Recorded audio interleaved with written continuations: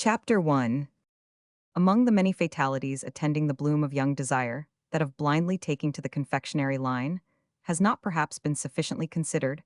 How is the son of a British yeoman, who has been fed principally on salt pork and yeast dumplings, to know that there is satiety for the human stomach, even in a paradise of glass jars full of sugared almonds and pink lozenges, and that the tedium of life can reach a pitch where plumbuns at discretion cease to offer the slightest excitement, or how at the tender age, when a confectioner seems to him a very prince, whom all the world must envy, who breakfasts on macaroons, dines on meringues, sups on twelfth cake, and fills up the intermediate hours with sugar candy or peppermint, though, is he to foresee the day of sad wisdom, when he will discern that the confectioner's calling is not socially influential or favorable to a soaring ambition? I have known a man who turned out to have a metaphysical genius incautiously, in the period of youthful buoyancy, commence his career as a dancing master. And you may imagine the use that was made of this initial mistake by opponents who felt themselves bound to warn the public against his doctrine of the inconceivable. He could not give up his dancing glistens because he made his bread by them, and metaphysics would not have found him in so much as salt to his bread. It was really the same with Mr. David Foe and the confectionery business.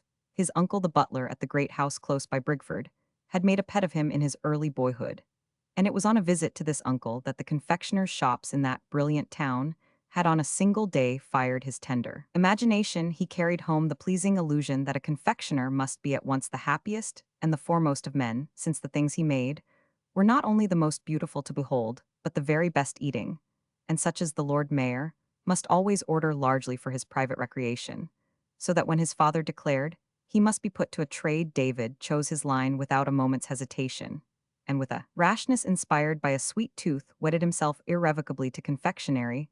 Soon, however, the tooth lost its relish and fell into blank indifference, and all the while his mind expanded, his ambition took new shapes which could hardly be satisfied within the sphere his youthful ardor had chosen. But what was he to do? He was a young man of much mental activity, and above all gifted with a spirit of contrivance, but then his faculties would not tell with great effect in any other medium than that of candied sugars, conserves, and pastry. Say what you will about the identity of the reasoning process in all branches of thought, or about the advantage of coming to subjects with a fresh mind, the adjustment of butter to flour and of heat to pastry is not the best preparation for the office of Prime Minister. Besides, in the present imperfectly organized state of society, there are social barriers. David could invent delightful things in the way of drop cakes, and he had the widest views of the sugar department.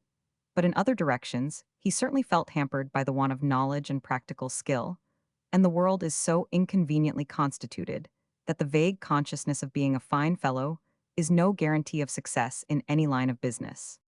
This difficulty pressed with some severity on Mr. David Foe, even before his apprenticeship was ended. His soul swelled with an impatient sense that he ought to become something very remarkable, that it was quite out of the question for him to put up with a narrow lot, as other men did. He scorned the idea that he could accept an average. He was sure there was nothing average about him. Even such a person as Mrs. Tibbets, the washerwoman, perceived it, and probably had a preference for his linen at that particular period. He was weighing out gingerbread nuts, but such an anomaly could not continue. No position could be suited to Mr. David Foe that was not in the highest degree easy to the flesh and flattering to the spirit. If he had fallen on the present times and enjoyed the advantages of a mechanics institute, he would certainly have taken to literature and have written reviews, but his education had not been liberal. He had read some novels from the adjoining circulating library, and had even bought the story of Inkle and Jericho, which had made him feel very sorry for poor Mr. Inkle, so that his ideas might not have been below a certain mark of the literary calling. But his spelling and diction were too unconventional.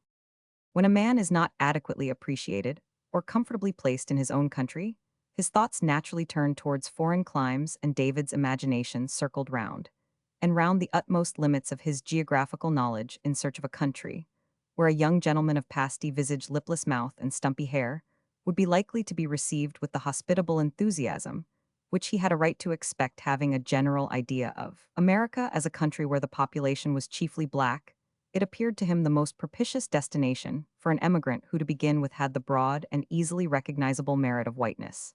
And this idea gradually took such strong possession of him that Satan seized the opportunity of suggesting to him that he might emigrate under easier circumstances if he supplied himself with a little money from his masters.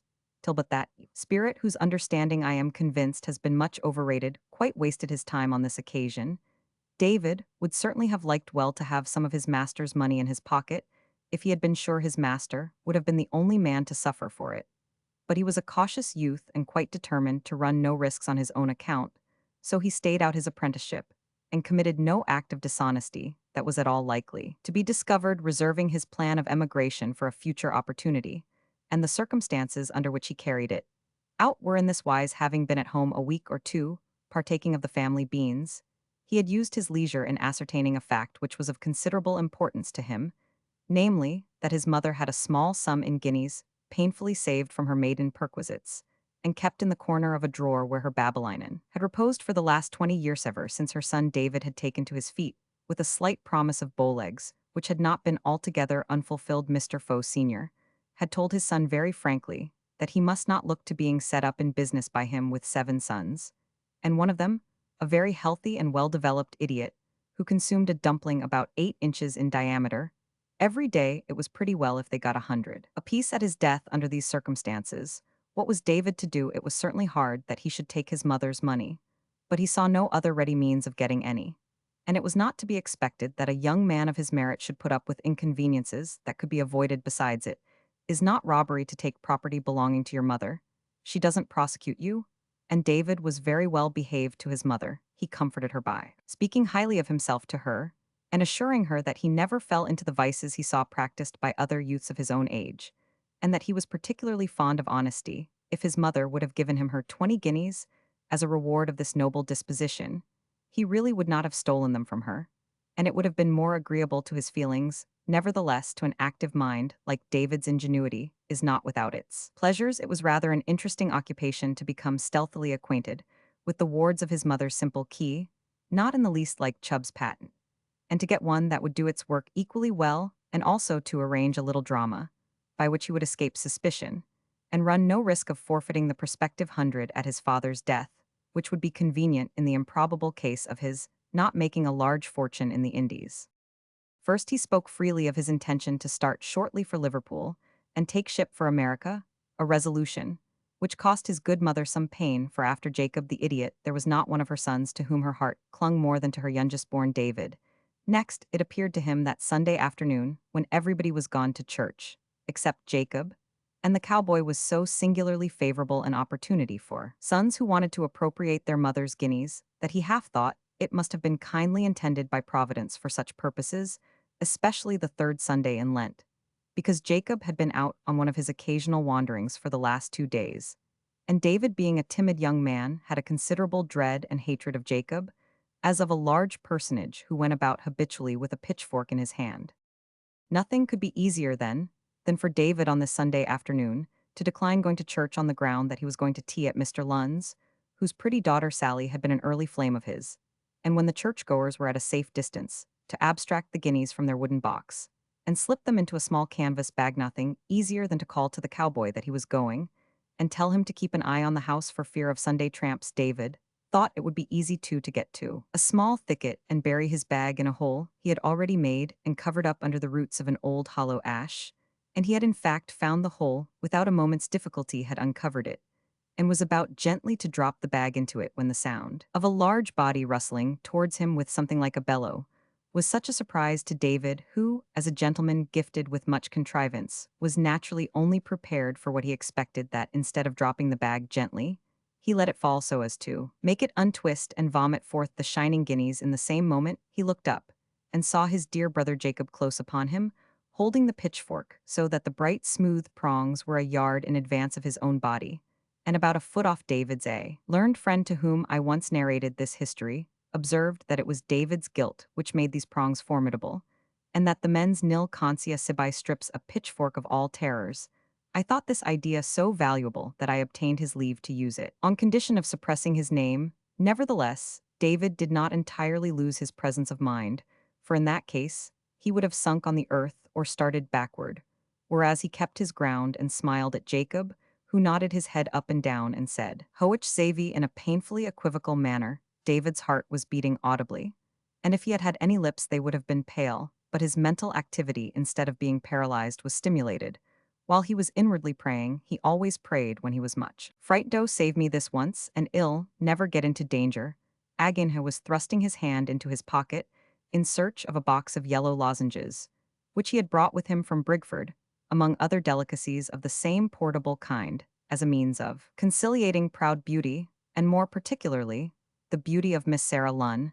Not one of these delicacies had he ever offered to poor Jacob, for David was not a young man to waste his jujubes and barley sugar in giving pleasure to people from whom he expected nothing. But an idiot with equivocal intentions and a pitchfork is as well worth flattering and cajoling as if he were Louis Napoleon. So David, with a promptitude equal to the occasion, drew out his box of yellow lozenges, lifted the lid, and performed a pantomime with his mouth and fingers, which was meant to imply that he was delighted to see his dear brother Jacob, and seized the opportunity of making him a small present which he would find particularly agreeable to the taste. Jacob, you understand, was not an intense idiot, but within a certain limited range, knew how to choose the good and reject the evil. He took one lozenge by way of test, and sucked it as if he had been a philosopher then, in as great an ecstasy at its new and complex savor as Caliban at the taste of Trinculo's wine. Chuckled and stroked this suddenly beneficent brother, and held out his hand for more, for except in fits of anger Jacob was not ferocious or needlessly predatory. David's courage half returned, and he left off praying, pouring a dozen lozenges into Jacob's palm, and trying to look very fond of him. He congratulated himself that he had formed the plan of going to see Miss Sally Lunn this afternoon, and that as a consequence he had brought with him these propitiatory delicacies. He was certainly a lucky fellow indeed. It was always likely Providence should be fonder of him than of other apprentices, and since he was to be interrupted, why an idiot was preferable to any other sort of witness. For the first time in his life, David thought he saw the advantage of idiots. As for Jacob, he had thrust his pitchfork into the ground, and had thrown himself down beside it in thorough abandonment to the unprecedented pleasure of having 5 lozenges in his mouth at once, blinking meanwhile, and making inarticulate sounds of gustative content. He had not yet given any sign of noticing the guineas, but in seating himself, he had laid his broad right hand on them, and unconsciously kept it in that position, absorbed in the sensations of his palate. If he could only be kept so occupied with the lozenges as not to see the guineas before David could manage to cover them, that was David's best hope of safety, for Jacob knew his mother's guineas. It had been part of their common experience as boys to be allowed to look at these handsome coins, and rattle them in their box on high days and holidays. And among all Jacob's narrow experiences as to money, this was likely to be the most memorable. Here Jacob, said David, in an insinuating tone, handing the box to him, "I'll give 'em all to you. Run, make haste'll somebody'll come and take 'em." David, not having studied the psychology of idiots, was not aware that they are not to be wrought upon by imaginative fears.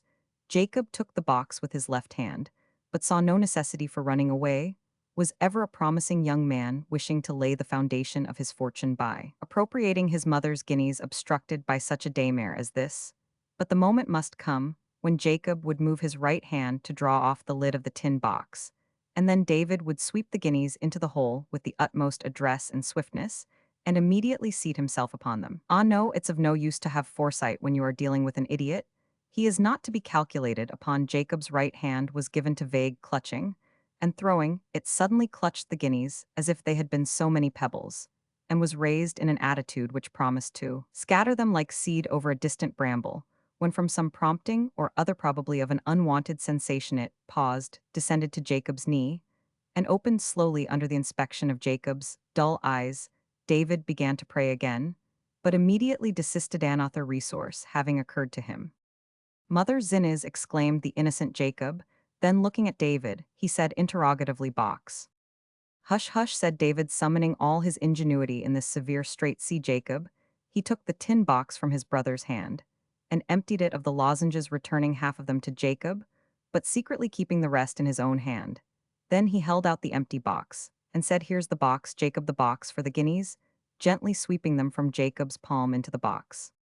This procedure was not objectionable to Jacob. On the contrary, the guineas clinked so pleasantly as they fell that he wished for a repetition of the sound, and seizing the box began to rattle it very gleefully.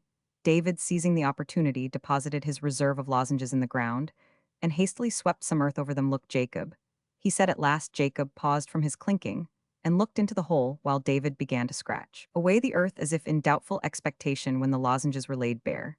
He took them out one by one and gave them to Jacob. Hush, he said, in a loud whisper, tell nobody all for Jacob. Hush, put guineas in the hole, they'll come out like this to make the lesson more complete.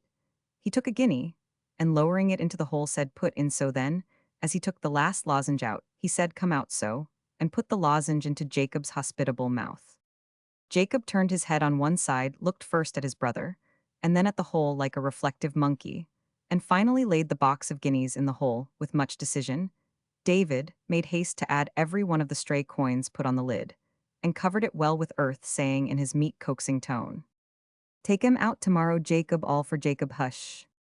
Jacob, to whom this once indifferent brother had all at once become a sort of sweet-tasted fetish, stroked David's best coat with his adhesive fingers, and then hugged him with an accompaniment of that mingled chuckling and gurgling by which he was accustomed to express the milder passions. But if he had chosen to bite a small morsel out of his beneficent brother's cheek, David would have been obliged to bear it. And here I must pause to point out to you the short-sightedness of human contrivance. This ingenious young man, Mr. David Foe, thought he had achieved a triumph of cunning when he had associated himself in his brother's rudimentary mind with the flavor of yellow lozenges. But he had yet to learn that it is a dreadful thing to make an idiot fond of you when you yourself are not of an affectionate disposition, especially an idiot with a pitchfork, obviously a difficult friend to shake off by rough usage. It may seem to you rather a blundering contrivance for a clever young man to bury the guineas, but if everything had turned out as David had calculated, you would have seen that his plan was worthy of his talents. The guineas would have lain safely in the earth, while the theft was discovered, and David, with the calm of conscious innocence, would have lingered at home reluctant to say good-bye to his dear mother, while she was in grief about her guineas, till at length on the eve of his departure, he would have disinterred them in the strictest privacy, and carried them on his own person without inconvenience. But David, you perceive, had reckoned without his host, or to speak more precisely, without his idiot brother, an item of so uncertain and fluctuating a character, that I doubt whether he would not have puzzled the astute heroes of Roman 1000 de Balzac, whose foresight is so remarkably at home in the future. It was clear to David now that he had only one alternative before him.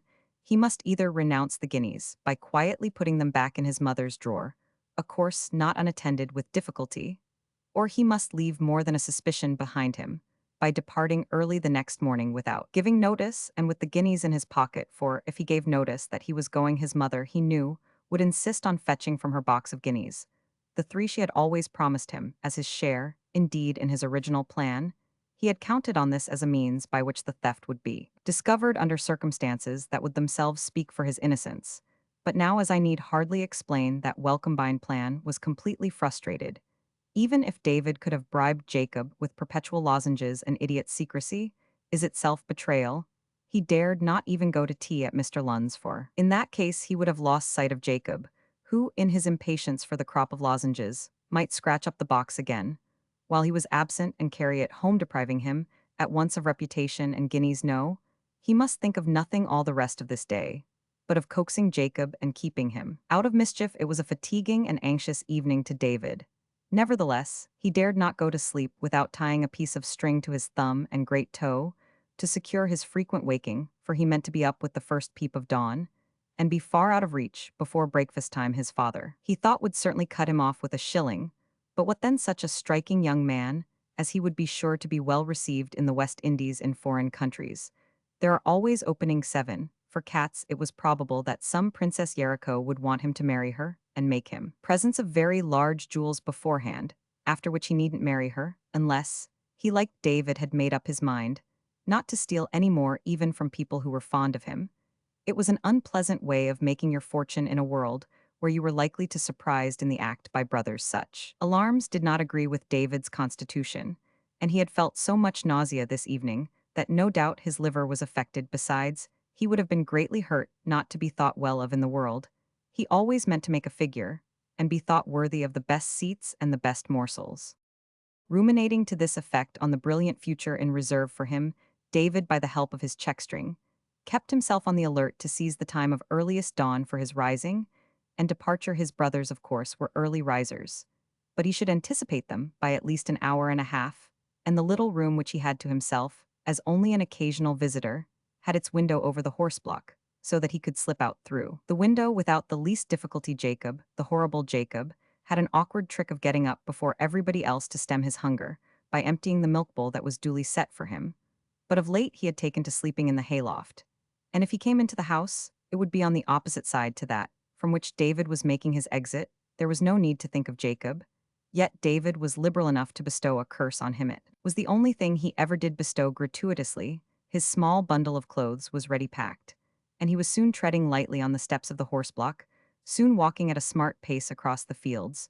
Towards the thicket it would take him no more than 2 minutes to get out the box. He could make out the tree it was under by the pale strip, where the bark was off, although the dawning light was rather dimmer in the thicket. But what in the name off burnt pasture was that large body with a staff planted beside it close at the foot of the ash tree? David paused not to make up his mind as to the nature of the apparition. Had not the happiness of doubting for a moment that the staff was Jacob's pitchfork, but to gather the self-command necessary for addressing his brother with a sufficiently honeyed accent. Jacob was absorbed in scratching up the earth and had not heard David's approach. "I say, Jacob," said David in a loud whisper, just as the tin box was lifted out of the hole. Jacob looked up and, discerning his sweet-flavored brother, nodded and grinned in the dim light in a way that made him seem to David like a triumphant demon.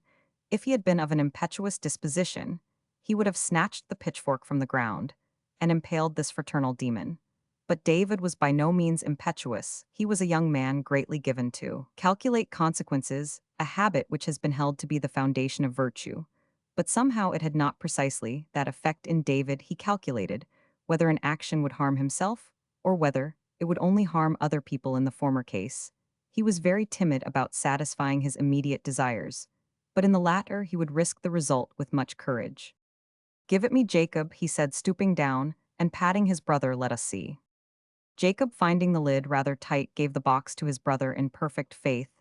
David raised the lids and shook his head, while Jacob put his finger in and took out a guinea to taste whether the metamorphosis into lozenges was complete and satisfactory. "No, Jacob, too soon," said David, when the guinea had been tasted. "Give it me. Well, go and bury it somewhere else. Well, put it in yonder," he added, pointing vaguely toward the distance. David screwed on the lid while Jacob, looking grave, rose and grasped his pitchfork. Then, seeing David's bundle, he snatched it like a too officious Newfoundland, stuck his pitchfork into it, and carried it over his shoulder in triumph as he accompanied David and the box out of the thicket. What on earth was David to do? It would have been easy to frown at Jacob and kick him and order him to get away, but David dared as soon have kicked the bull. Jacob was quiet as long as he was treated indulgently. But on the slightest show of anger, he became unmanageable and was liable to fits of fury, which would have made him formidable even without his pitchfork. There was no mastery to be obtained over him, except by kindness or guile. David tried. "Go, Jacob," he said, when they were out of the thicket, pointing towards the house. As he spoke, "go and fetch me a spade. But give me the bundle," he added, trying to reach it from the fork, where it hung high above Jacob's tall shoulder. But Jacob showed as much alacrity in obeying as a wasp shows in leaving a sugar basin near David. He felt himself in the vicinity of lozenges. He chuckled and rubbed his brother's back, brandishing the bundle higher out of reach. David, with an inward groan, changed his tactics and walked on as fast as he could. It was not safe to linger. Jacob would get tired of following him, or at all events could be eluded if they could once get to the distant highroad. A coach would overtake them. David would mount it, having previously, by some ingenious means, secured his bundle, and then Jacob might howl and flourish his pitchfork as much as he liked. Meanwhile, he was under the fatal necessity of being very kind to this ogre, and of providing a large breakfast for him. When they stopped at a roadside inn, it was already 3 hours since they had started, and David was tired. Would no coach be coming up soon? He inquired. No coach for the next 2 hours, but there was a carrier's cart to come immediately on its way to the next town. If he could slip out, even leaving his bundle behind, and get into the cart without Jacob.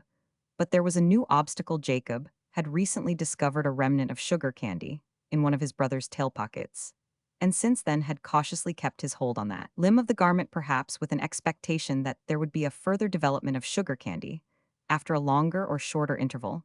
Now everyone who has worn a coat will understand the sensibilities that must keep a man from starting away in a hurry when there is a grasp on his coat-tail. David looked forward to being well received among strangers, but it might make a difference if he had only one tail to his coat. He felt himself in a cold perspiration. He could walk no more. He must get into the cart. and let Jacob get in with him. Presently, a cheering idea occurred to him. After so large a breakfast, Jacob would be sure to go to sleep in the cart. You see at once that David meant to seize his bundle, jump out and be free. His expectation was partly fulfilled. Jacob did go to sleep in the cart, but it was in a peculiar attitude. It was with his arms tightly fastened round his dear brother's body. And if ever David attempted to move, the grasp tightened with the force of an affectionate boa constrictor. "Th in Nicence fond on you," observed the carrier, thinking that David was probably an amiable brother, and wishing to pay him a compliment. David groaned. The ways of thieving were not ways of pleasantness. Oh, why had he an idiot brother? Oh, why in general was the world so constituted that a man could not take his mother's guineas comfortably? David became grimly speculative. Copious dinner at noon for Jacob, but little dinner because little appetite for David. Instead of eating, he plied Jacob with beer, for through this liberality he discreed a hope. Jacob fell into a dead sleep at last without having his arms round David, who paid the reckoning, took his bundle, and walked off. In another half-hour he was on the coach on his way to Liverpool, smiling the smile of the triumphant wicked. He was rid of Jacob, was bound for the Indies, where a gullible princess awaited him. He would never steal any more, but there would be no need. He would show himself so deserving that people would make him presents freely. He must give up the notion of his father's legacy.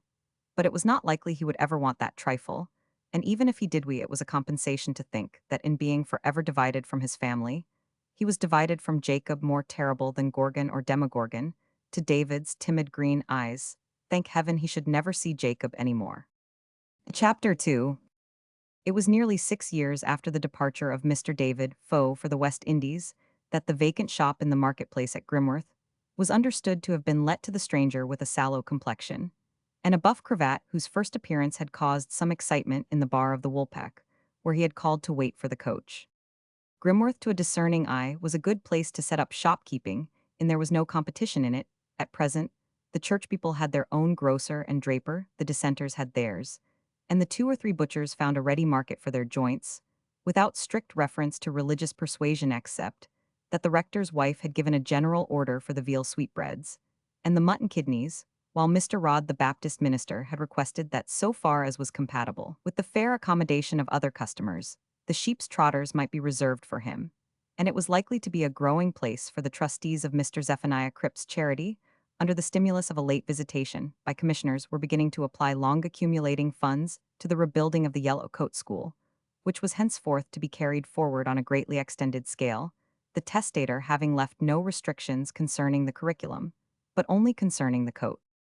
The shopkeepers at Grimworth were by no means unanimous as to the advantages promised by this prospect of increased population and trading, being substantial men who liked doing a quiet business in which they were sure of their customers and could calculate their returns to a nicety. Hitherto it had been held a point of honor by the families in Grimworth parish to buy their sugar and their flannel at the shop, where their fathers and mothers had bought before them.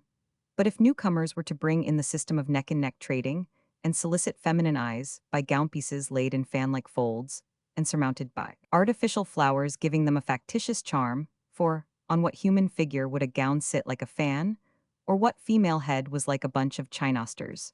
Or if new grocers were to fill their windows with mountains of currants and sugar, made seductive by contrast and tickets, what security was there for Grimworth that a vagrant spirit in shopping once introduced would not in the end carry the most important families to the larger market town of Cattleton, where business being done on a system of small profits and quick returns, the fashions were of the freshest and goods of all kinds might be bought at an advantage. With this view of the times predominant among the tradespeople at Grimworth, their uncertainty concerning the nature of the business, which the sallow-complexioned stranger was about to set up in the vacant shop, naturally gave some additional strength to the fears of the less sanguine. If he was going to sell drapery, it was probable that a pale-faced fellow like that would deal in showy and inferior articles, printed cottons and muslins, which would leave their dye in the washtub, jobbed linen, full of knots and flannel, that would soon look like gauze if grocery. Then, it was to be hoped that no mother of a family would trust the teas of an untried grocer. Such things had been known in some parishes as tradesmen going about canvassing for custom with cards in their pockets when people came from nobody knew, where there was no knowing what they might do. It was a thousand pities that Mr. Moffat, the auctioneer and broker, had died, without leaving anybody to follow him in the business, and Mrs. Cleeve's trustee ought to have known better than to let a shop to a stranger even the discovery that ovens were being put up on the premises, and that the shop was in fact being fitted up for a confectioner and pasture cook's business, hitherto unknown in Grimworth, did not quite suffice to turn the scale in the newcomer's favor, though the landlady at the Woolpack defended him, warmly said he seemed to be a very clever young man, and from what she could make out came of a very good family indeed, was most likely a good many people's betters. It certainly made a blaze of light and color almost as if a rainbow had suddenly descended into the marketplace, when one fine morning the shutters were taken down from the new shop, and the two windows displayed their decorations on one side. There were the variegated tints of collared and marbled meats, set off by bright green leaves, the pale brown of glazed pies, the rich tones of sauces, and bottled fruits, enclosed in their veil of glass altogether, a sight to bring tears into the eyes of a Dutch painter. And on the other there was a predominance of the more delicate hues of pink and white and yellow and buff in the abundant lozenges, candies, sweet biscuits, and icings which to the eyes of a bilious person might easily have been blended into a fairy landscape, in Turner's latest style. What a sight to dawn upon the eyes of Grimworth children! They almost forgot to go to their dinner that day, their appetites being preoccupied with imaginary sugar plums, and I think even Punch setting up his tabernacle in the marketplace would not have succeeded in drawing them away from those shop windows, where they stood according to gradations of size and strength, the biggest and strongest being nearest the window, and the little ones in the outermost rows lifting witty open eyes and mouths towards the upper tier of jars like small birds at mealtime. The elder inhabitants pished and pshawed a little at the folly of the new shopkeeper, in venturing on such an outlay in goods that would not keep, to be sure Christmas was coming. But what housewife in Grimworth would not think shame to furnish forth her table with articles that were not home-cooked? No, no, Mr. Edward Freely, as he called himself, was deceived if he thought Grimworth money was to flow into his pockets on such terms. Edward Freely was the name that shone in gilt letters on a mazarine ground over the doorplace of the new Chopa generousing name that might have belonged to the open-hearted improvident hero of an old comedy, who would have delighted in raining sugared almonds like a new manna gift among that small generation outside the windows. But Mr. Edward Freely was a man whose impulses were kept in due subordination. He held that the desire for sweets and pastry must only be satisfied in a direct ratio with the power of paying for them. If the smallest child in Grimworth would go to him with a halfpenny in its tiny fist, he would, after ringing the halfpenny, deliver a just equivalent in rock.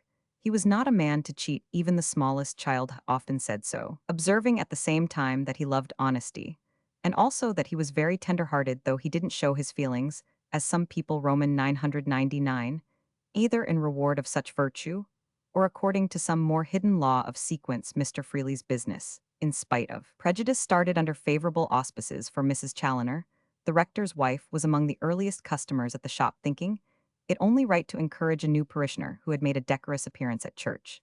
And she found Mr. Freely a most civil, obliging young man, and intelligent to a surprising degree, for a confectioner, well principled too, for in giving her useful hints about choosing sugars, he had thrown much light on the dishonesty of other tradesmen. Moreover, he had been in the West Indies and had seen the very estate which had been her poor grandfather's property, and he said the missionaries were the only cause of the negros discontentin. Observing young man, evidently, Mrs. Challoner ordered wine biscuits and olives, and gave Mr. Freely to understand that she should find his shop a great convenience.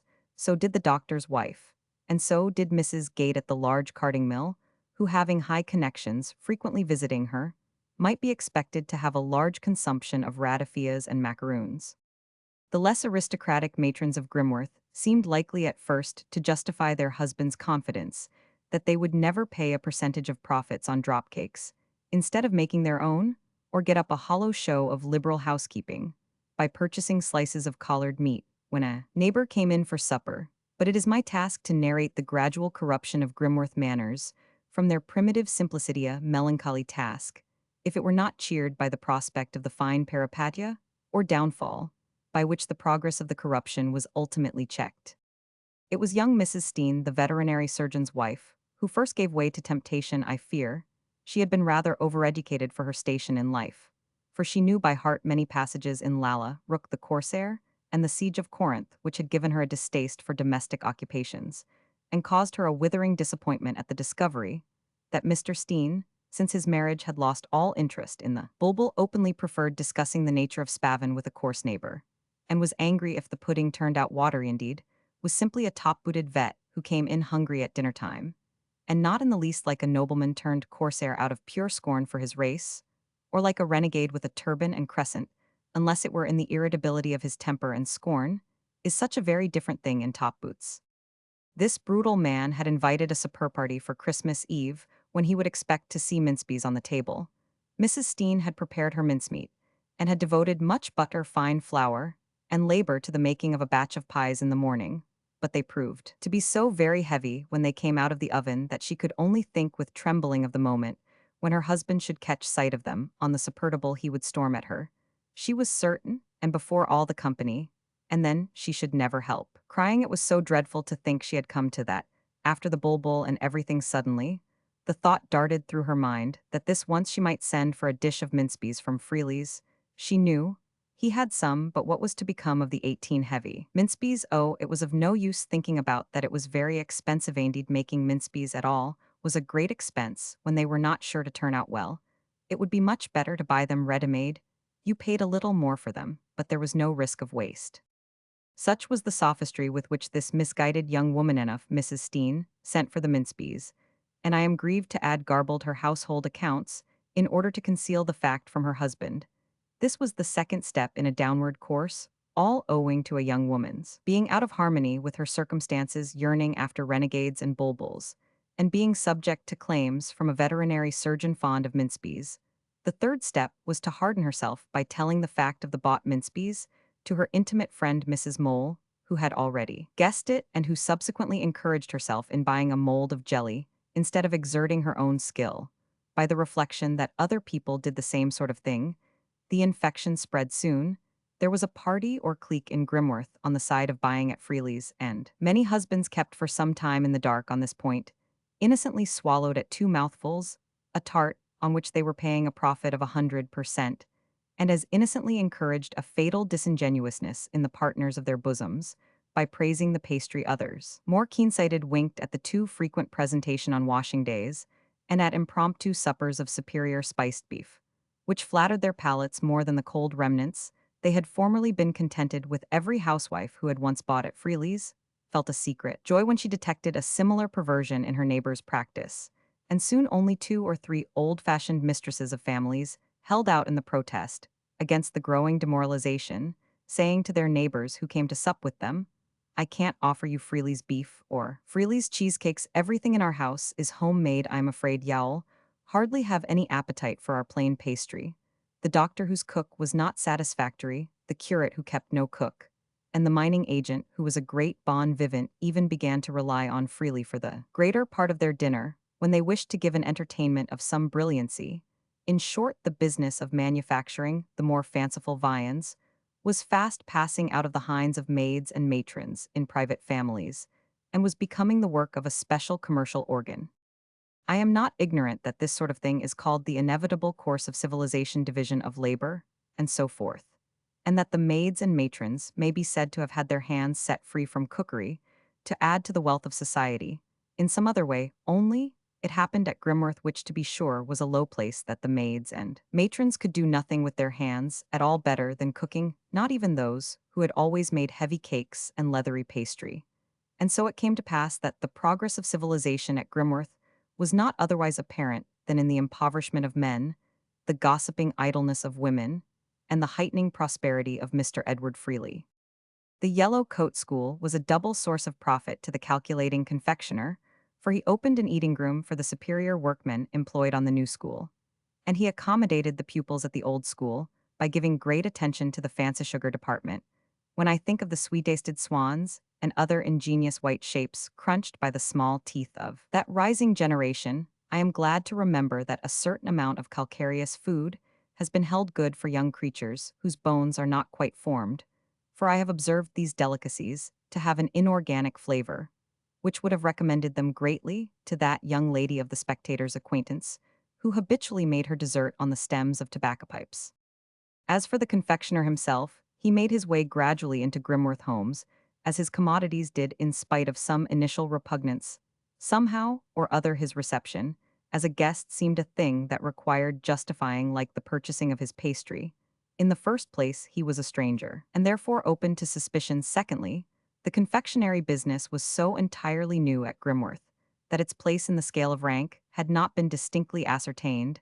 There was no doubt about drapers and grocers when they came of good old Grimworth families like Mr. Luff and Mr. Predeman. They visited with the Palfreys who farmed their own land, played many a game at whist with the doctor, and condescended a little towards the timber merchant who had lately taken to the coal trade also, and had got new furniture.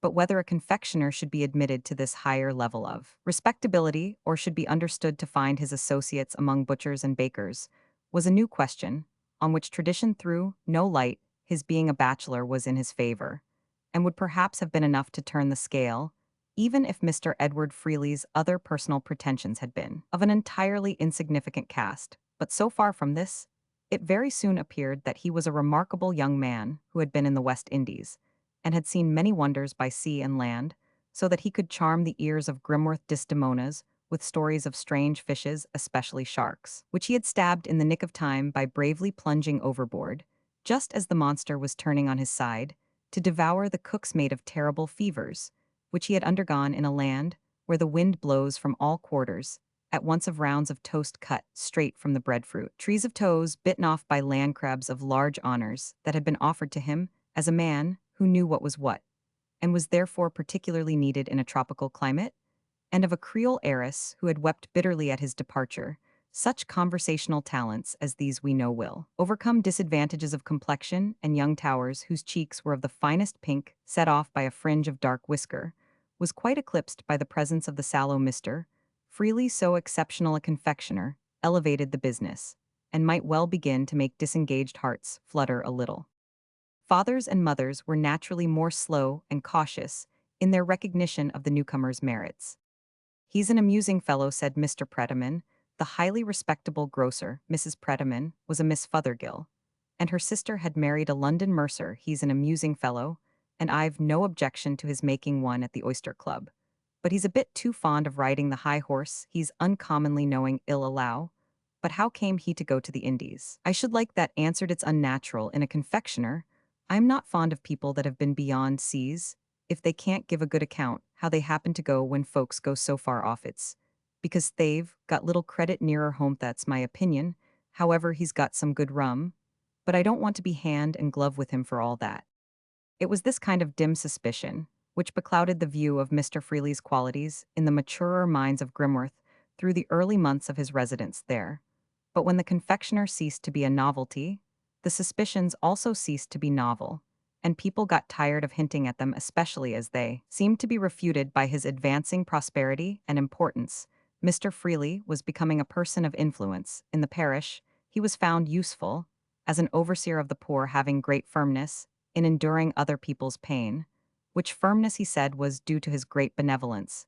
He always did what was good for people in the end. Mr. Challoner had even selected him as clergyman's churchwarden, for he was a very handy man, and much more of Mr. Challoner's opinion in everything about church business than the older parishioners. Mr. Freely was a very regular churchman, but at the Oyster Club he was sometimes a little free in his conversation, more than hinting at a life of sultanic self-indulgence, which he had passed in the West Indies, shaking his head now and then, and smiling rather bitterly, as men are wont to do when they intimate that they have become a little too wise to be instructed about a world which has long been flat and stale to them. For some time he was quite general in his attentions to the fair sex, combining the gallantries of a lady's man with a severity of criticism on the person and manners of absent belles, which tended rather to stimulate in the feminine breast the desire to conquer the approval of so fastidious a judge. Nothing short of the very best in the department of female charms and virtues could suffice to kindle the ardor of Mr. Edward Freely, who had become familiar with the most luxuriant and dazzling beauty in the West Indies. It may seem incredible that a confectioner should have ideas and conversation so much resembling those to be met with in a higher walk of life. But it must be remembered that he had not merely traveled.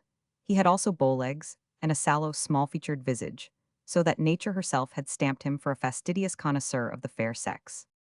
At last, however, it seemed clear that Cupid had found a sharper arrow than usual, and that Mr. Freely's heart was pierced. It was the general talk among the young people at Grimworth But was it really love, and not rather ambition? Miss Fullalove, the timber merchant's daughter, was quite sure that if she were Miss Penny Palfrey, she would be cautious. It was not a good sign when men looked so much above themselves for a wife, for it was no less a person than Miss Penelope Palfrey, second daughter of the Mr. Palfrey, who farmed his own land that had attracted Mr. Freely's peculiar regard and conquered his fastidiousness, and no wonder, for the ideal as exhibited in the finest waxwork was perhaps never so closely approached by the real, as in the person of the pretty Penelope. Her yellowish flaxen hair did not curl naturally, I admit, but its bright crisp ringlets were such smooth, perfect miniature tubes that you would have longed to pass your little finger through them and feel their soft elasticity. She wore them in a crop, for in those days, when society was in a healthier state, young ladies wore crops long after they were 20. And Penelope was not yet 19 like the waxen ideal. She had round blue eyes and round nostrils in her little nose and teeth, such as the ideal would be seen to have if it ever showed them altogether. She was a small round thing as neat as a pink and white double daisy, and as guileless, for I hope it does not argue guile in a pretty damsel of 19, to think that she should like to have a beau and be engaged when her elder sister had already been in that position. A year and a half, to be sure. There was young Towers always coming to the house, but Penny felt convinced he only came to see her brother, for he never had anything to say to her, and never offered her his arm, and was as awkward and silent as possible. It is not unlikely that Mr. Freely had early been smitten by Penny's charms, as brought under his observation at church, but he had to make his way in society a little before he could come into nearer contact with them, and even after he was well received in Grimworth families, it was a long while before he could converse with Penny otherwise than in an incidental meeting at Mr. Luff's. It was not so easy to get invited to Long Meadows, the residence of the Palfreys, for though Mr. Palfrey had been losing money of late years, not being able quite to recover his feet after the terrible murrain, which forced him to borrow, his family were far from considering themselves on the same level even as the old established tradespeople with whom they visited. The greatest people, even kings and queens, must visit with somebody, and the equals of the great are scarce. They were especially scarce at Grimworth, which, as I have before observed, was a low parish mentioned with the most scornful brevity in gazetteers. Even the great people there were far behind those of their own standing in other parts of this realm. Mr. Palfrey's farmyard doors had the paint all worn off them, and the front garden walks had long been merged in a general weediness. Still his father had been called Squire Palfrey, and had been respected by the last Grimworth generation as a man who could afford to drink too much in his own house. Pretty Penny was not blind to the fact that Mr. Freely admired her, and she felt sure that it was he who had sent her a beautiful valentine. But her sister seemed to think so lightly of him. All young ladies think lightly of the gentleman to whom they are not engaged, that Penny never dared mention him, and trembled and blushed whenever they met him, thinking of the valentine, which was very strong in its expressions, and which she felt guilty of knowing by heart. A man who had been to the Indies and knew the sea so well seemed to her a sort of public character, almost like Robinson Crusoe or Captain Cook, and Penny had always wished her husband to be a remarkable personage, likely to be put in Mangnall's questions, with which register of the immortals she had become acquainted during her 1 year at a boarding school. Only it seemed strange that a remarkable man should be a confectioner and pastry cook, and this anomaly quite disturbed Penny's dreams. Her brothers, she knew, laughed at men who couldn't sit on horseback well and called them tailors, but her brothers were very rough and were quite without that power of anecdote which made Mr. Freely such a delightful companion. He was a very good man, she thought, for she had heard him say at Mr. Luff's one day that he always wished to do his duty in whatever state of life he might be placed. And he knew a great deal of poetry. For one day he had repeated a verse of a song. She wondered if he had made the words of the Valentine. It ended in this way: "Without thee it is pain to live, but with thee it were sweet to die." Poor Mr. Freely, her father would very likely object, felt sure he would, for he always called Mr. Freely that sugarplum fellow. Oh, it was very cruel when true love was crossed in that way. And all because Mr. Freely was a confectioner. Well, Penny would be true to him for all that, and since his being a confectioner gave her an opportunity of showing her faithfulness, she was glad of it. Edward Freely was a pretty name, much better than John Towers. Young Towers had offered her a rose out of his buttonhole the other day, blushing very much, but she refused it, and thought with delight how much Mr. Freely would be comforted if he knew her firmness of mind. Poor little Penny, the days were so very long among the daisies, on a grazing farm, and thought is so active. How was it possible that the inward drama should not get the start of the outward? I have known young ladies much better educated, and with an outward world diversified by instructive lectures too, say nothing of literature and highly developed fancy work, who have spun a cocoon of visionary joys and sorrows for themselves, just as Penny Roman 999, her elder sister Letitia, who had a prouder style of beauty and a more worldly ambition, was engaged to a woolfactor who came all the way from Caddleton to see her, and everybody knows that a woolfactor takes a very high rank. Sometimes, driving a double-bodied gig led his notions, got higher every day. And Penny never dared to speak of her cherished griefs to her lofty sister, never dared to propose that they should call at Mr. Freely's to buy licorice, though she had prepared for such an incident by mentioning a slight sore throat, so she had to pass the shop on the other side of the marketplace, and reflect with a suppressed sigh that behind those pink and white jars somebody was thinking of her, tenderly unconscious of the small space that divided her from him. And it was quite true that when business permitted, Mr. Freely thought a great deal of Penny. He thought her prettiness comparable to the loveliest things in confectionery.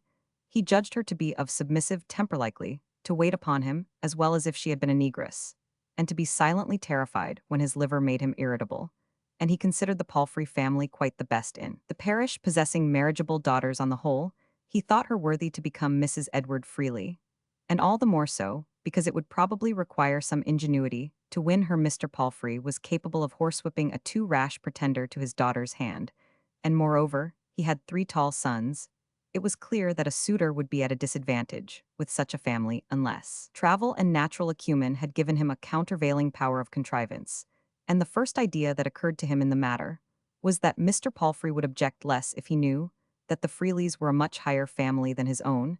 It had been foolish modesty in him hitherto to conceal the fact that a branch of the Freelys held a manor in Yorkshire, and to shut up the portrait of his great uncle the Admiral, instead of hanging it up where a family portrait should be hung over the mantelpiece in the parlor. Admiral Freely K. Roman 100, be once placed in this conspicuous position, was seen to have had one arm only, and one eye, in these points resembling the heroic Nelson, while a certain pallid insignificance of feature confirmed the relationship between himself and his grandnephew. Next, Mr. Freely was seized with an irrepressible ambition to possess Mrs. Palfrey's receipt for brawn, hers being pronounced on all hands to be superior to his own's.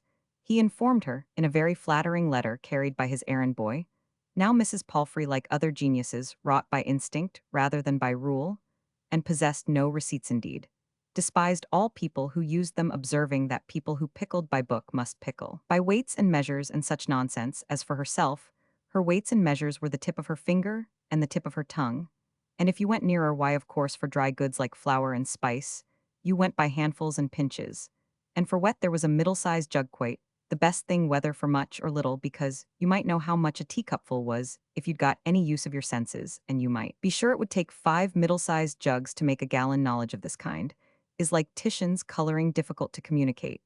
And as Mrs. Palfrey, once remarkably handsome, had now become rather stout and asthmatical, and scarcely ever left home, her oral teaching could hardly be given anywhere, except at Long Meadows.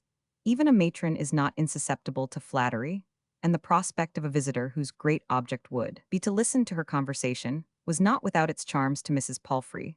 Since there was no receipt to be sent in reply to Mr. Freely's humble request, she called on her more docile daughter Penny to write a note telling him that her mother would be glad to see him and talk with him on brawn any day that he could call at Long Meadows. Penny obeyed with a trembling hand, thinking how wonderfully things came about in this world.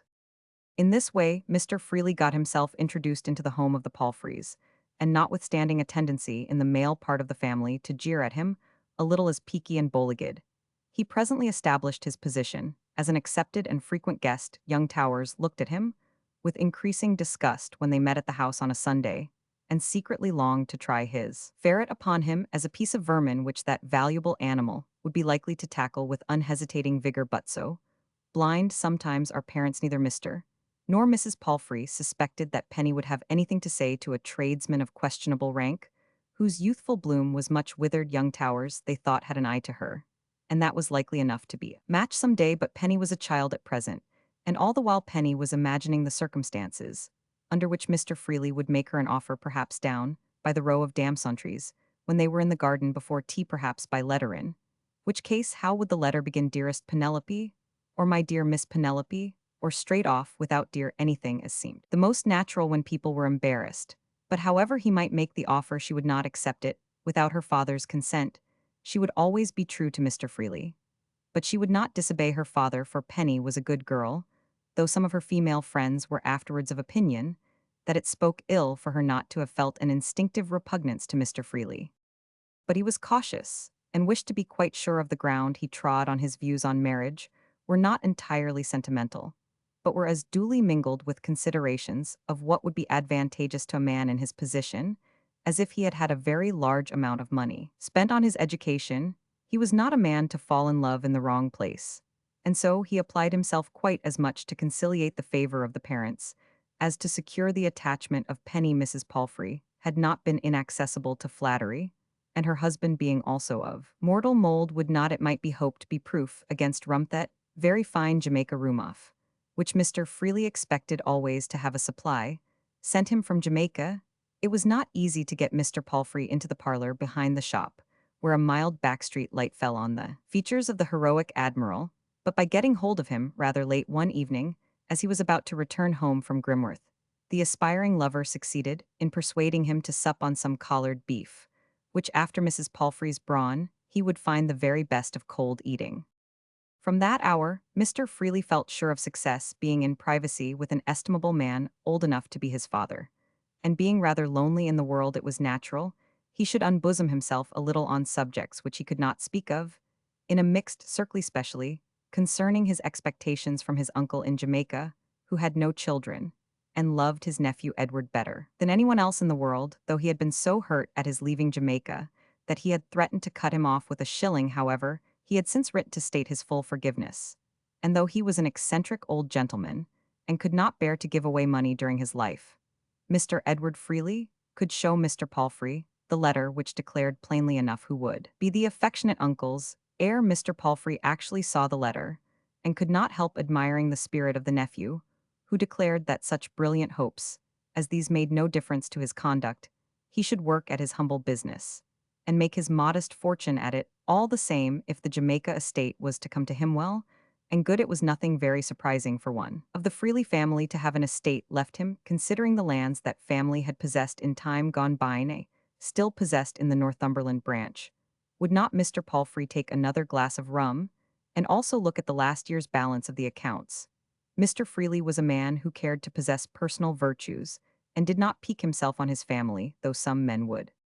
We know how easily the great Leviathan may be led, when once there is a hook in his nose, or a bridle in his jaws. Mr. Palfrey was a large man, but like Leviathans, his bulk went against him. When once he had taken a turning, he was not a mercurial man who easily changed his point of view enough. Before 2 months were over, he had given his consent to Mr. Freely's marriage with his daughter Penny, and having hit on a formula by which he could justify it, fenced off all doubts and objections. His own included the formula was this: I am not a man to put my head up an entry before I know where it leads. Little Penny was very proud and fluttering, but hardly so happy as she expected to be in an engagement. She wondered if young Towers cared much about it, for he had not been to the house lately, and her sister and brothers were rather inclined to sneer than to sympathize. Grimworth rang with the news. All men extolled Mr. Freely's good fortune, while the women, with the tender solicitude characteristic of the sex, wished the marriage might turn out well. While affairs were at this triumphant juncture, Mr. Freely, one morning, observed that a stonecarver who had been breakfasting in the eating-room had left a newspaper behind. It was the Xshire Gazette, and Xshire being a county not unknown to Mr. Freely, he felt some curiosity to glance over it, and especially over the advertisements. A slight flush came over his face as he read it was produced by the following announcement: if David Foe, son of Jonathan Foe, late of Gilsbrook, will apply at the office of Mr. Strutt, attorney of Rodham, he will hear of something to his advantage. Father's dead, exclaimed Mr. Freely, involuntarily. Can he have left me a legacy? Chapter 3. Perhaps it was a result quite different from your expectations that Mr. David Foe should have returned from the West Indies only a few years after his arrival there, and have set up in his old business like any plain man who has never traveled. But these cases do occur in life, since, as we know, men change their skies and see new constellations without changing their souls. It will follow sometimes that they don't change their business under those novel circumstances.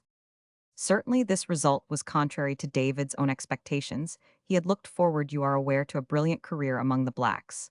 But either because they had already seen too many white men, or for some other reason, they did not at once recognize him as a superior order of human being. Besides, there were no princesses among them. Nobody in Jamaica was anxious to maintain David for the mere pleasure of his society, and those hidden merits of a man, which are so well known to himself, were as little recognized there as they notoriously are in the effete society of the old world. So that in the dark hints that David threw out at the Oyster Club about that life of sultanic self-indulgence spent by him in the luxurious Indies, I really think he was doing himself a wrong. I believe he worked for his bread and in fact took to cooking as, after all, the only department in which he could offer skilled labor. He had formed several ingenious plans by which he meant to circumvent people of large fortune and small faculty. But then he never met with exactly the right circumstances. David's devices for getting rich without work had apparently no direct relation with the world outside him, as his confectionery receipts had it is possible to pass a great many bad half-pennies and bad half-crowns. But I believe there has no instance been known of passing a halfpenny or a half-crown, as a sovereign a sharper can drive a brisk trade in this world. It is undeniable that there may be a fine career for him if he will dare consequences. But David was too timid to be a sharper or venture in. Anyway, among the man-traps of the law, he dared rob nobody but his mother, and so he had to fall back on the genuine value there was in him to be content to pass as a good halfpenny, or to speak more accurately as a good confectioner, for in spite of some additional reading and observation, there was nothing else he could make so much money by. Nay, he found in himself even a capability of extending his skill in this direction, and embracing all forms of cookery, while in other branches of human labor, he began to see that it was not possible for him to shine. Fate was too strong for him. He had thought to master her inclination, and had fled over the seas to that end. But she caught him, tied an apron round him, and snatching him from all other devices, made him devise cakes and patties in a kitchen at Kingstown. He was getting submissive to her, since she paid him with tolerable gains, but fevers and prickly heat, and other evils incidental to cooks in ardent climates, made him long for his native land. So he took ship once more, carrying his 6 years' savings, and seeing distinctly this time what were fate's intentions as to his career. If you question me closely as to whether all the money with which he set up at Grimworth consisted of pure and simple earnings, I am obliged to confess that he got a sum or two for charitably abstaining from mentioning some other people's misdemeanors altogether, since no prospects were attached to his family name, and since a new christening seemed a suitable commencement of a new life. Mr. David Foe thought it as well to call himself Mr. Edward Freely. But lo now, in opposition to all calculable probability, some benefit appeared to be attached to the name of David Foe should he neglect it, as beneath the attention of a prosperous tradesman, it might bring him into contact with his family again, and he felt no yearnings in that direction.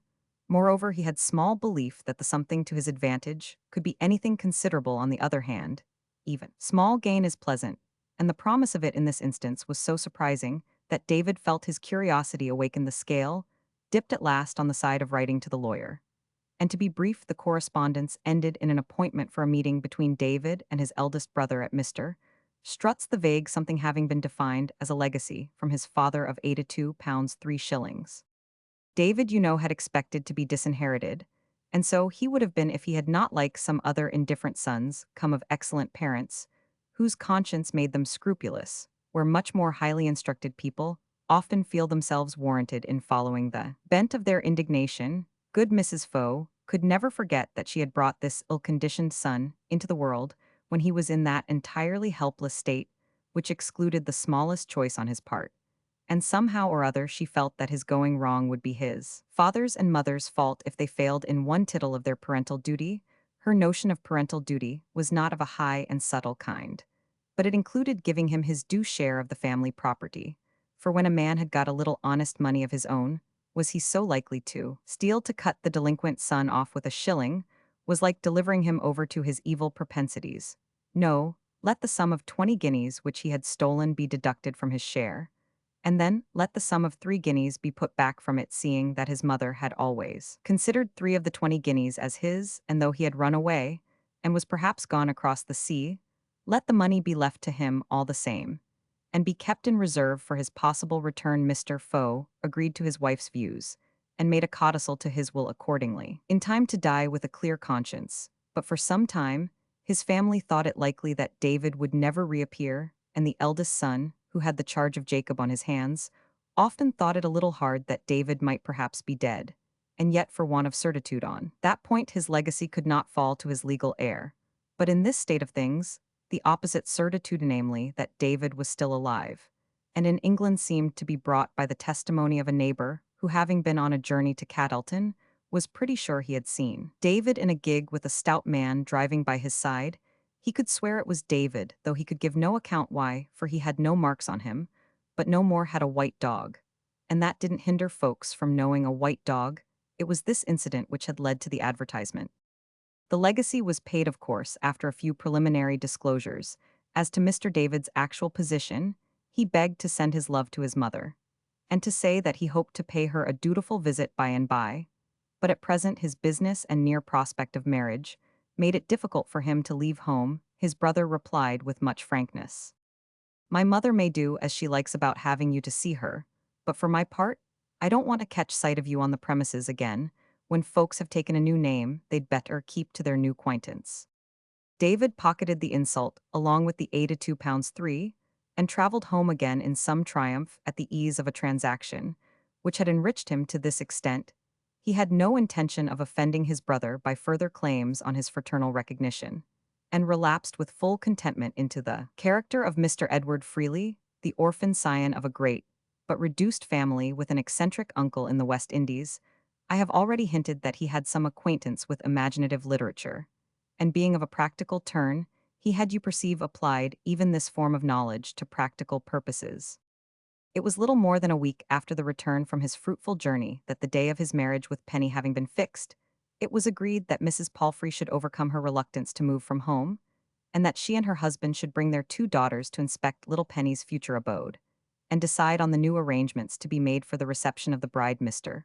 Freely meant her to have a house so pretty and comfortable that she need not envy even a woolfactor's wife. Of course, the upper room over the shop was to be the best sitting room, but also the parlor behind the shop was to be made a suitable bower for the lovely Penny, who would naturally wish to be near her husband, though Mr. Freely declared his resolution never to allow his wife to wait in the shop. The decisions about the parlor furniture were left till last because the party was to take tea there, and about 5 o'clock they were all seated there with the best muffins and buttered buns before them, little Penny blushing and smiling with her crop in the best order, and a blue frock showing her little white shoulders, while her opinion was being always asked, and never given. She secretly wished to have a particular sort of chimney ornaments, but she could not have brought herself to mention it, seated by the side of her yellow and rather withered lover, who, though he had not reached his 30th year, had already crow's feet about his eyes. She was quite tremulous at the greatness of her lot in being married to a man who had traveled so much, and before her sister, Letty, the handsome Letitia, looked rather proud and contemptuous, thought her future brother-in-law an odious person, and was vexed with her father and mother for letting Penny marry him. Dear little Penny, she certainly did look like a fresh white heart cherry, going to be bitten off the stem by that lipless mouth. Would no deliverer come to make a slip between that cherry and that mouth without a lip? Quite a family likeness between the Admiral and you, Mr. Freely, observed Mrs. Palfrey, who was looking at the family portrait for the first time. It's wonderful, and only a granduncle. Do you feature the rest of your family as you know of? I can't say, said Mr. Freely, with a sigh. My family have mostly thought themselves too high to take any notice of me.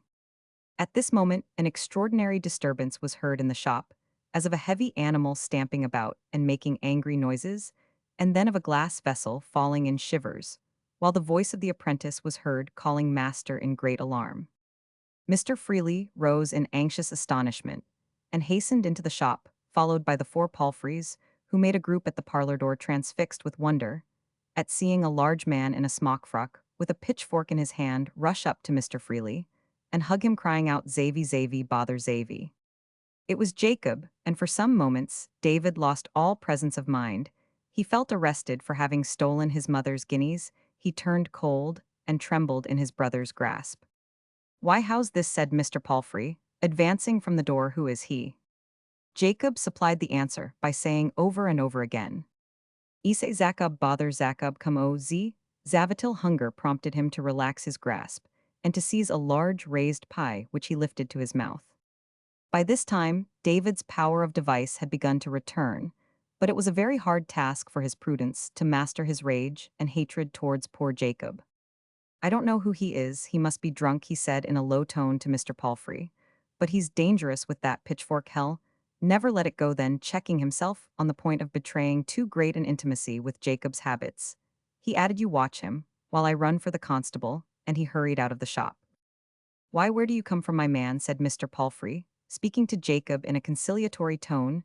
Jacob was eating his pie by large mouthfuls, and looking round at the other good things in the shop, while he embraced his pitchfork with his left arm, and laid his left hand on some Bath buns.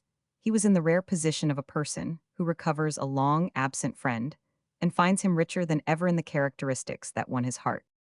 "Is Zachabother Zachapt home? I love Zavabother Zavi," he said as soon as Mr. Palfrey had drawn his attention. "Zavi come back from Z Indiscat mother Zinnes. Where's Zavi?" he added, looking round, and then turning to the others with a questioning air, puzzled by David's disappearance. "It's very odd," observed Mr. Palfrey to his wife and daughters. "He seems to say Freely's, his brother come back from Th Indies." "What a pleasant relation for us," said Letitia sarcastically. "I think he's a good deal like Mr. Freely. He's got just the same sort of nose, and his eyes are the same color." Poor Penny was ready to cry.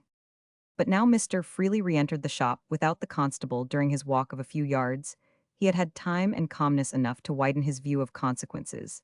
And he saw that to get Jacob taken to the workhouse, or to the lock-up house, as an offensive stranger, might have awkward effects if his family took the trouble of inquiring after him, he must resign himself to more patient measures. On second thoughts, he said, beckoning to Mr. Palfrey, and whispering to him, while Jacob's back was turned, "He's a poor half-witted fellow, perhaps his friends will come after him. I don't mind giving him something to eat, and letting him lie down for the night. He's got it into his head that he knows Methy do get these fancies idiots do hell, perhaps go away again in an hour or two, and make no more ado. I am a kind-hearted man myself, I shouldn't like to have the poor fellow loosed. Why, hell eat a sovereign's worth in no time," said Mr. Palfrey, thinking Mr. Freely a little too magnificent in his generosity. "A Zavy come back," exclaimed Jacob, giving his dear brother another hug, which crushed Mr. Freely's features inconveniently against the handle of the pitchfork. I said Mr. Freely, smiling with every capability of murder in his mind, except the courage to commit it. He wished the Bath buns might by chance have arsenic in them. "Mother's Zinnes," said Jacob, pointing to a glass jar of yellow lozenges that stood in the window. "Zive me." David dared not do otherwise than reach down the glass jar and give Jacob a handful. He received them in his smock frock, which he held out for more. "They'll keep him quiet a bit at any rate," thought David, and emptied the jar. Jacob grinned and mowed with delight. "You're very good to this stranger, Mr. Freely," said Letitia, and then spitefully, as David joined the party at the parlor door, "I think you could hardly treat him better if he was really your brother." "I've always thought it a duty to be good to idiots," said Mr. Freely, striving. "After the most moral view of the subject, we might have been idiots ourselves, everybody. Might have been born idiots instead of having their right senses. I don't know where there'd ha been victual for us all then," observed Mrs. Palfrey, regarding the matter in a housewifely light. "But let us sit down again and finish our tea," said Mr. Freely. "Let us leave the poor creature to himself." They walked into the parlor again, but Jacob, not apparently appreciating the kindness of leaving him to himself, immediately followed his brother and seated himself, pitchfork grounded, at the table. "Well," said Miss Letitia, rising, "I don't know whether you mean to stay, mother, but I shall go home." "Oh, me too," said Penny, frightened to death at Jacob, who had begun to nod and grin at her. "Well, I think we had better be going, Mr. Palfrey," said the mother, rising more slowly. Mr. Freely, whose complexion had become decidedly yellower during the last half-hour, did not resist this proposition. He hoped they should meet again under happier circumstances. "It's my belief the man is his brother," said Letitia, when they were all on their way home. "Nonsense," said Mr. Palfrey. "Freely's got no brother, said so many and many a time. He's an orphan, he's got nothing. But uncless leastwise one, what's it matter? What an idiot says, what call had Freely to tell lies?" Letitia tossed her head and was silent. Mr. Freely, left alone with his affectionate brother Jacob, brooded over the possibility of luring him out of the town early the next morning and getting him conveyed to Gilsbrook without further betrayals. But the thing was difficult. He saw clearly that if he took Jacob himself, his absence, conjoined with the disappearance of the stranger, would either cause the conviction that he was really a relative, or would oblige him to the dangerous course of inventing a story to account for his disappearance, and his own absence at the same time. David groaned. There come occasions when falsehood is felt to be inconvenient. It would perhaps have been a longer-headed device if he had never told any of those clever fibs about his uncle's grand, and otherwise, for the Palfreys were simple people, and shared the popular prejudice against lying. Even if he could get Jacob away this time, what security was there that he would not come again, having once found the way? Oh, guineas, oh, lozenges, what enviable people those were, who had never robbed their mothers, and had never told fibs. David spent a sleepless night, while Jacob was snoring close by. Was this the upshot of traveling to the Indies and acquiring experience, combined with anecdote? He rose at break of day, as he had once before done, when he was in fear of Jacob, and took all gentle means to rouse this fatal brother from his deep sleep.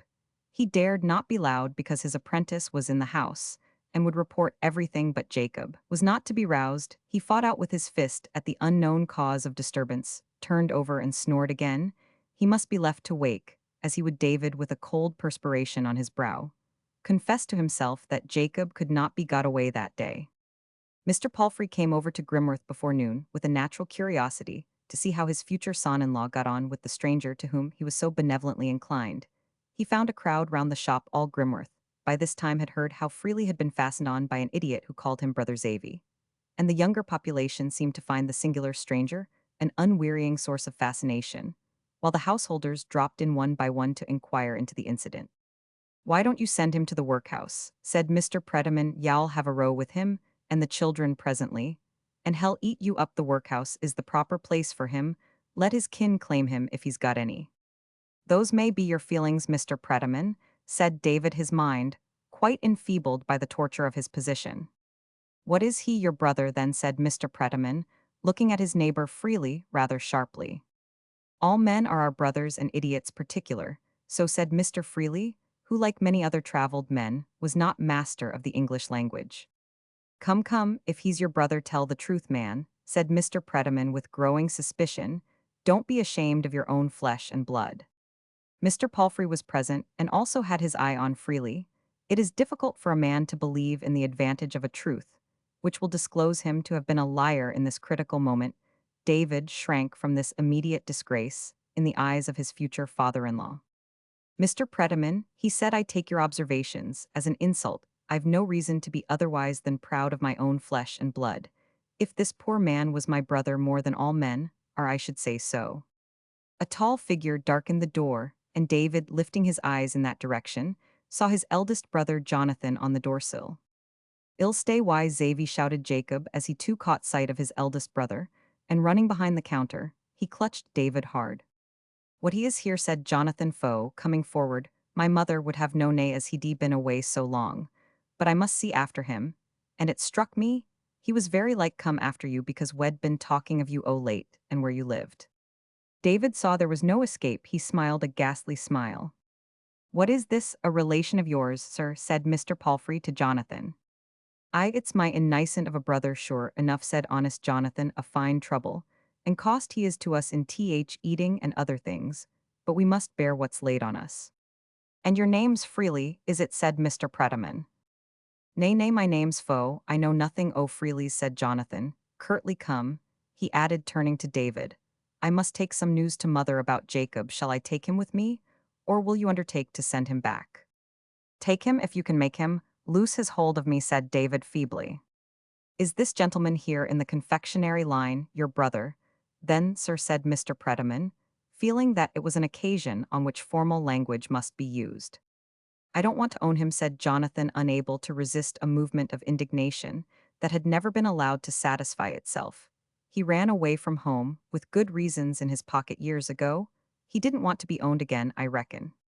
Mr. Palfrey left the shop. He felt his own pride too, severely wounded by the sense that he had let himself be fooled to feel curiosity for further details.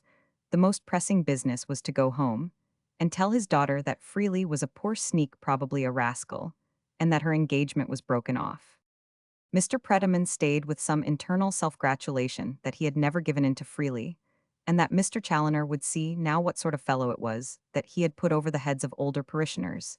He considered it due from him, Mr. Pretyman, that, for the interests of the parish, he should know all that was to be known about this interloper. Grimworth would have people coming from Botany Bay to settle in it if things went on in this way. It soon appeared that Jacob could not be made to quit his dear brother David, except by force. He understood, with a clearness equal to that of the most intelligent mind, that Jonathan would take him back to skimmed milk, apple dumpling, broad beans, and pork, and he had found a paradise. In his brother's shop, it was a difficult matter to use force with Jacob, for he wore heavy-nailed boots, and if his pitchfork had been mastered, he would have resorted without hesitation to kicks. Nothing short of using guile to bind him hand and foot would have made all parties safe.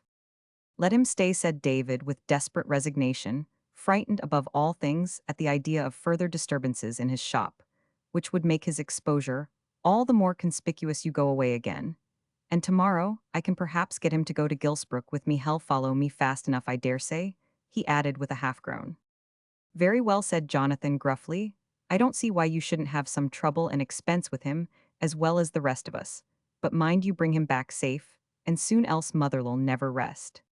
On this arrangement being concluded, Mr. Pretyman begged Mr. Jonathan Foe to go and take a snack with him, an invitation which was quite acceptable.